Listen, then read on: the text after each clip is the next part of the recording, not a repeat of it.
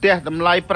5,500 តសញ្ញារៀបបន្ទប់អស់លុយតិចស្របតាមពេលវេលាត្រូវតាមកលៈទេសៈថ្ងៃក្រោយរកលុយបានច្រើនសង់ផ្ទះធំយកផ្ទះតូចធ្វើផ្ទះអនុស្សាវរីយ៍ធ្វើផ្ទះលំហែចល័តទៅទីណាក៏បានបាទជំរាបសួរពុកម៉ែបងប្អូនថ្ងៃនេះផ្ទះចល័តស្រុកស្រីសន្ធរសូមមកបង្ហាញនៅប្រភេទផ្ទះមួយប្រភេទដែលមានទំហំ 3 ម៉ែត្រគុណនឹង 6 ម៉ែត្រជាប្រភេទផ្ទះខ្ពស់អត់បន្ទប់ទឹកនេះជាការកម្មងរបស់បងប្រុសបងស្រីនៅខាងខេត្តស្វាយរៀងម្រងរបស់គាត់គឺតសញ្ញារៀបបន្ទប់ក្រោមជាទូទៅຂະຫນាត់ផ្ទះដែលមានទំហំ 3 ម៉ែត្រគុណនឹង 6 ម៉ែត្រជាប្រភេទផ្ទះខ្ពស់អត់បន្ទប់ទឹកនេះតម្លៃវាតែ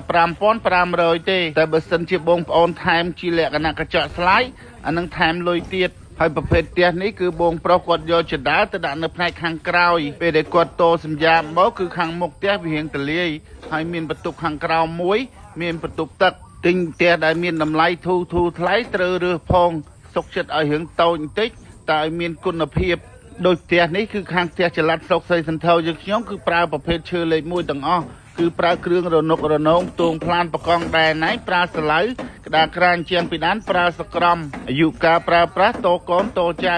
ហើយឲ្យតែផ្ទះឈើមិនមែនប្រកាសថាតកូនតចៅទាំងអស់ទេមុននឹងទិញបងប្អូនគួរតែសួរពីប្រភេទឈើ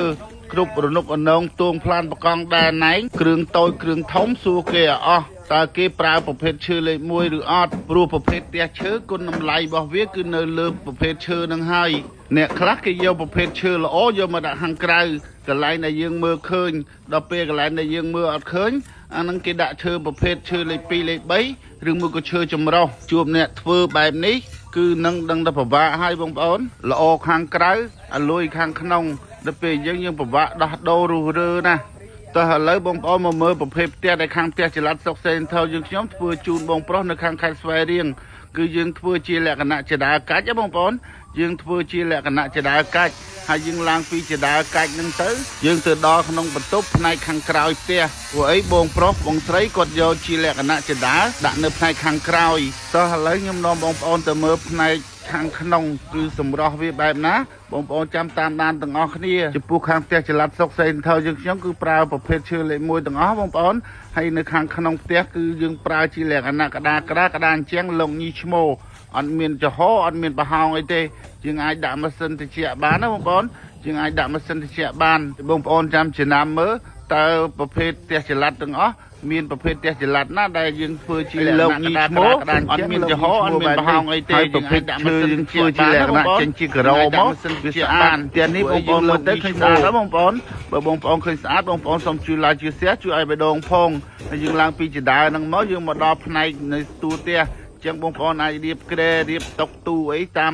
តម្រូវចិត្តរបស់បងប្អូនហើយផ្ទះនេះគឺគាត់យកជាលក្ខណៈកញ្ចក់ស្លាយបងប្អូនហើយកញ្ចក់ស្លាយនេះតាមតូចតាមធំដោយຂະຫນាត់ 3 ម៉ែត្រគុណនឹង 6 ម៉ែត្រហ្នឹងត្រូវថែមលុយ 800 ទៀតបើយើងធ្វើជាលក្ខណៈធម្មតាតម្លៃវាតែ 5,500 ហ្នឹងទេហើយនៅក្នុងបន្ទប់បែបហ្នឹងហើយយើងចេញពីទ្វារស្លាយហ្នឹងទៅយើងទៅដល់វេរ៉ាន់ដាដែលអាចអង្គុយលេងបានមើលទេសភាពមើលអីបានចឹងណាបងប្អូនអញ្ចឹងមានតែប៉ុណ្្នឹងទេបងប្អូនសូមជួយ like ជួយ share ជួយឲ្យបេះដូងផងណាបងប្អូនសូមជួយ like ជួយ share ជួយឲ្យបេះដូងផងបាទអរគុណសូមជម្រាបលា